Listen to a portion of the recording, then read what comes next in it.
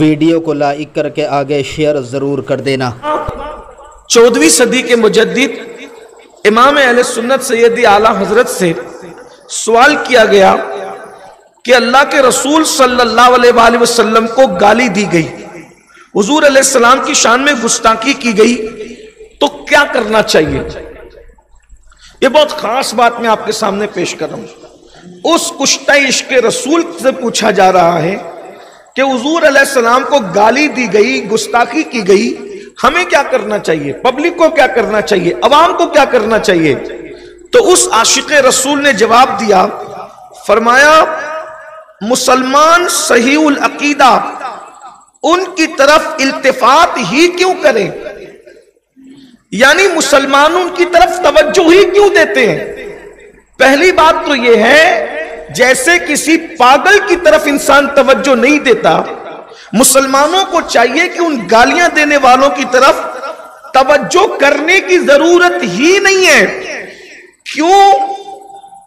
क्यों ऐसा करें, इसलिए कि ऐसों का इलाज यही है, उनका इलाज यह है कि जब उनके सामने हो तो खामोश रहो, उनके सामने हो तो खामोशी बेहतर है, और अगर वो सामने न हो तो उनकी फरामोशी बेहतर है। जुमले के अदीबाना रंग पर आपकी तवज्जो चाहता हूं। फरमाया उनकी तरफ तुम्हें तवज्जो देने की जरूरत नहीं है, उनकी तरफ आप तवज्जो ना दें। अगर गालियों की क्लिप आ जाए, उसको फॉरवर्ड करने की कोई जरूरत नहीं है, उसको आगे बढ़ाने की कोई जरूरत नहीं है, वही डिलीट कीजिए, वही उसको खत्म कीजिए, ये अपनी मौत आप मरेंगे। फरमाया उनकी तरफ तवज्जो करने की जरूरत नहीं है।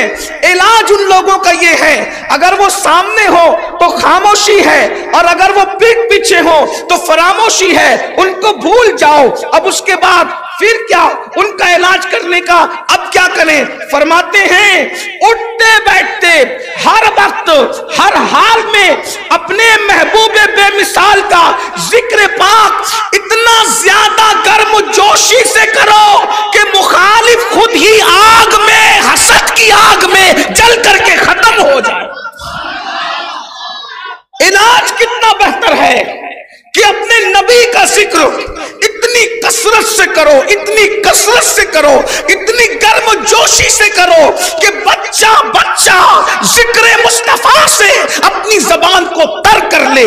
उठे तो जिक्र मुस्तफा, बैठे तो जिक्र मुस्तफा, लेटे तो जिक्र मुस्तफा। जिक्र मुस्तफा इतना कसरत से हो कि अगर तुम्हारे घर में खतना की महफिल भी हो तो नाच गाना नहीं होना चाहिए, बल्कि जिक्र मुस्तफा की महफिल होना चाहिए। अगर तुम्हारे घर में शादियां हो तो भी जिक्र मुस्तफा की महफिल होनी चाहिए। अगर तुम्हारे घर से जनाजे उठ रहे हो, जियारत की महफिल हो, डीजे की महफिल हो, 10वें 20वें की महफिल हो, तो भी जिक्र मुस्तफा होना चाहिए। उसकी वजह यह है, अगर गम में जिक्र मुस्तफा करोगे तो गम खत्म हो जाएगा, और खुशियों में जिक्र मुस्तफा करोगे तो इंशाअल्लाह तुम्हारी खुशियां दुबाला हो जाएगी। वो पता चला गर्म जोशी के साथ, पूरे यकीन के साथ अपने नबी का जिक्र करो, कसरत से जिक्र करो, बैठते उठते मदद के वास्ते या रसूल अल्लाह की कसरत कीजिए। शिर्क ठहरे जिसमें ताज़ीम हबीब, उस बुरे मजहब पे लानत कीजिए चर्चा उन्हीं का सुबह शाम, जाने काफिर पर क़यामत कीजिए। आइए अब हम भी गर्म जोशी के साथ, मुर्दों की तरह नहीं सुनना, गर्म जोशी के साथ अब अपने महबूब का जिक्र करते हैं। सुभान अल्लाह, सुभान अल्लाह। गर्म जोश। जवाब तो दुश्मनाने रसूल का यही है ना, क्योंकि जब एक बदबख्त ने अल्लाह के रसूल को गाली दी, जब एक बदबख्त ने, यानी ये गालियों का सिलसिला आज का नहीं है, पुराना है, हुजूर अलैहिस्सलाम के जाहिरी दौर से है। जब एक बदबख्त ने, तवज्जो फरमाएं, अगर तवज्जो है हैदराबाद के आशिकों की तो मैं अर्ज करूं, क्या एक बदबख्त ने अल्लाह के रसूल को गाली दी तो आका ने सहाबा से फरमाया, तुम में कौन है, तुम में कौन है जो मेरी तरफ से इस बदबख्त को जवाब दे। तुम में कौन है जो मेरी तरफ से इस बदबख्त को, क्योंकि उस बदबख्त ने जो गाली दी थी वो अशआर की शक्ल में दी थी, तो आका ने वह कौन है इसका जवाब दे। एक साहब खड़े हुए और वो बड़े नरम मिजाज थे, तो उन्होंने बहुत ठंडे ठंडे अंदाज में जवाब देना शुरू किया, इसलिए कि गाली तो गर्म जोशी से दी गई थी और जवाब ठंडा ठंडा दिया जा रहा था। हुजूर ने फरमाया तुम बैठ जाओ, आका ने फरमाया तुम बैठ जाओ, और फिर फरमाया कौन है जो गाली का अंदाज है उसके मुताबिक जवाब देगा।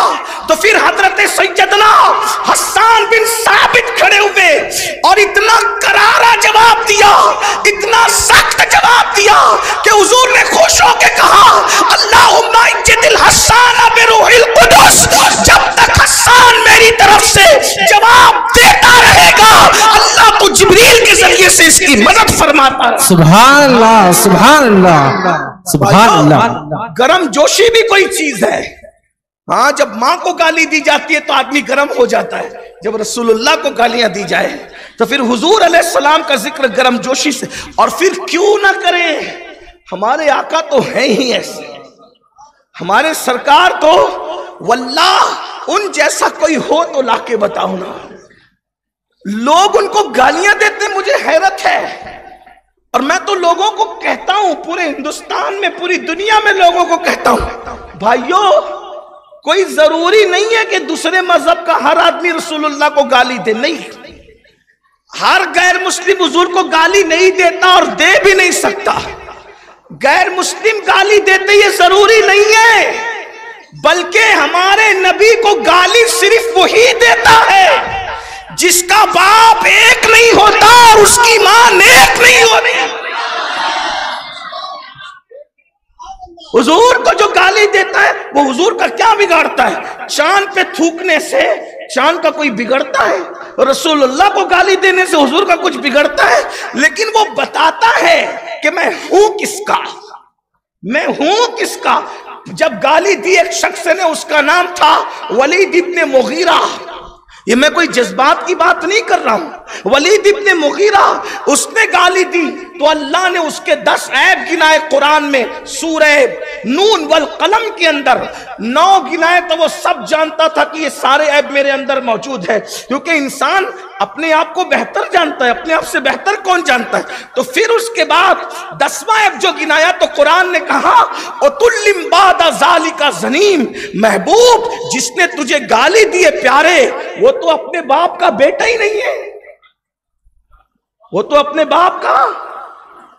जो नबी को गाली दे समझ जाओ कोई ना कोई गड़बड़ जरूर है, गड़बड़ जरूर। ये कुरान कह रहा है उतुल्लिम बादा ज़ालिका ज़नीम, प्यारे जिसने तुझे गाली दी तो वो तो बाप का है ही नहीं।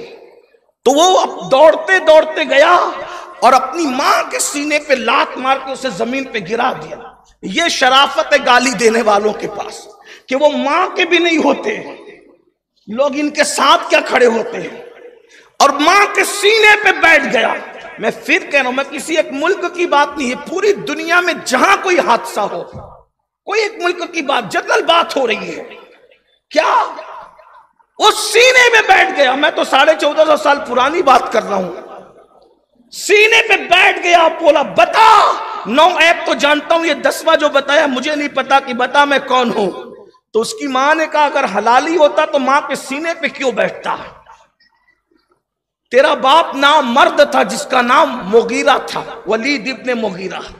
तो मैं यहां अपने ज़ौक़ के मुताबिक कहता हूं कि वो मुगीरा का नहीं था, वो वगैरह का था। अल्लामा हसन साहब, वो और वगैरह कहते ही उसको है जिसमें तादाद की कैद नहीं होती। इसलिए कि आप पूछते ना चाय लेंगे, पानी लेंगे या वगैरह है, तो चाय एक पानी एक दो ही हो गया ना, ये वगैरह में हद नहीं होती। तो वो मुगीरा का नहीं था, वगैरह का था, तो वगैरह में तो कोई हद ही नहीं होती। तो फिर इनसे पूछो गाली देने वालों, जिस मुल्क का भी गाली दे रहा है, पूछो ना कितने वगैरह थे। तब तू आमिना के लाल पर भौंक रहा है। खुदा की कसम, अगर मां शरीफ होती तो तू काफिर होकर भी कभी आमिना के लाल को गाली नहीं दे सकता था, इसलिए कि माओ के दूध की शराफत उनकी बेअदबी से इंसान को रोक देती। कोई गुस्ताखी करे, ये मैंने बात रख दी। लेकिन अब हमारे बुजुर्गों ने जो हमें नसीहत की है कि गर्म जोशी से हुजूर अलैहिस्सलाम का जिक्र कसरत से करो, तो थोड़ी देर आइए हम भी जिक्र करते हैं।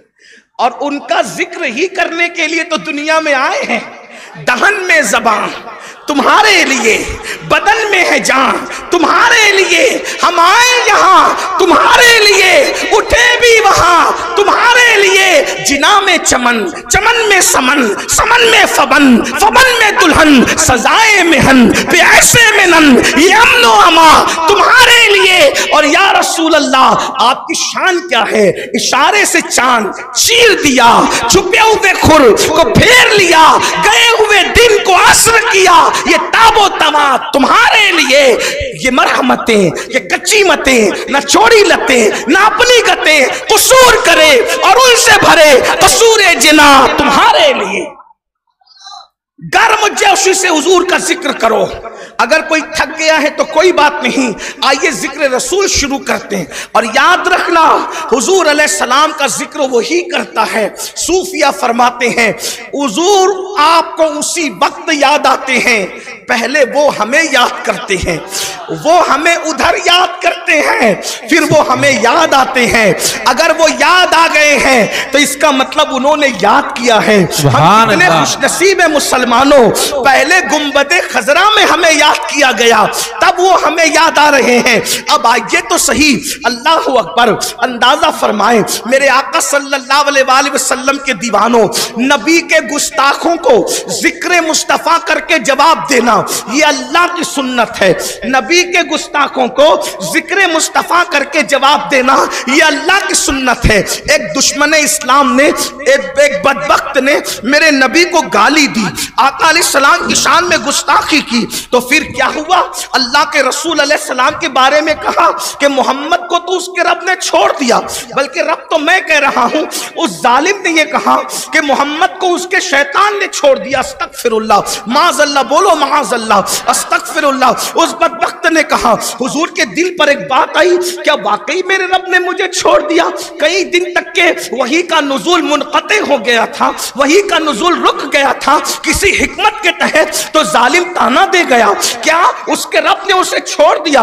इधर ख्याल आना था कि मोहम्मद के रब ने उसे छोड़ दिया, तो हुजूर के दिल पर दिल दुखा, नश्तर लगा, क्या मेरे रब ने मुझे छोड़ दिया?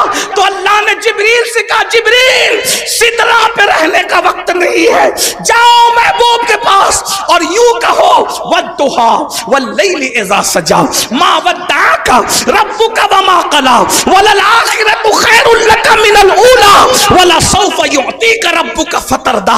अल्लाह अकबर। चाश्त की कसम, रात की कसम, लेकिन उस शाख तर्जुमा करते महबूब तेरे चमकते हुए चेहरे की कसम, की कसम, हाय हाय तेरे चेहरे की कसम। अल्लाह जिसके चेहरे की कसम उठाए वो चेहरे वद्दुहाए मुस्तफा है। इरशाद होता है तेरे चमकते चेहरे की कसम, तेरी जुल्फों की कसम। और फिर कहा रब्बुका, तेरे रब ने, हाय हाय हाय, पूरी दुनिया कहती है मेरा रब, गारंटी है किसी को कि कबूल किया उसने, लेकिन अल्लाह क्या कहता है? तेरा रब। महबूब मैं तो तेरा रब हूं। सब कहते हैं मेरा रब, लेकिन मैं कहता हूं कि मैं तेरा रब हूं। ये तेरे रब को समझो। कैसा नबी हमने पाया है, कैसा नबी हमने पाया। कोई नबी भी इन जैसा नहीं है, कोई रसूल भी इन जैसा नहीं है, कोई फरिश्ता भी इन जैसा नहीं हो सकता। आगे वक्त रहा और अगर आप सुनने जैसा सुनेंगे तो मैं अर्ज करूंगा कि मेरा नबी कैसा है, हमारा नबी कैसा है। अल्लाह अकबर। अल्लाह फरमाता है रब्बुका, तेरा रब। इसको सिर्फ समझाने के लिए करो, मिलाने के लिए नहीं। एक इंसान के कई बच्चे होते हैं, उनमें सबसे प्यारा जो होता है, सब बच्चे कहते हैं मेरे अब्बू, मेरी अम्मी, लेकिन जो सबसे प्यारा होता है बाप कहता है मैं तेरा बाप हूं ना, तू मेरा बेटा है, मैं तेरा बाप हूं। मतलब वीडियो अगर अच्छी लगी हो तो लाइक करके आगे शेयर ज़रूर कर देना, क्योंकि सैयद अमीनुल क़ादरी साहब की तकरीर बहुत ज़्यादा उम्दा होती है। लोग सैयद साहब की तकरीर सुन कर के जो है अपने गुनाहों से तौबा कर लेते हैं, अल्लाह रब्बुल इज़्ज़त की इबादत करने में लग जाते हैं। नबी अकरम रहमत आलम नूरे मुजस्सम सल्लल्लाहु ताला अलैहि वसल्लम से सच्ची पक्की मोहब्बत करने लग जाते हैं। अल्हम्दुलिल्लाह, न जाने कितने लोगों ने अपने बड़े बड़े गुनाह अज़ीम से तौबा करके लोग नेक बन चुके हैं। अगर आप भी चाहते हैं कि आपका भी इसमें हिस्सा हो तो आप भी इस वीडियो को ज़रूर शेयर कर दीजिएगा, ताकि दूसरे लोग भी जो है इन कीमती वीडियो से फ़ायदा हासिल कर लिया करें। अल्लाह हाफ़िज़। अस्सलामु अलैकुम व रहमतुल्लाहि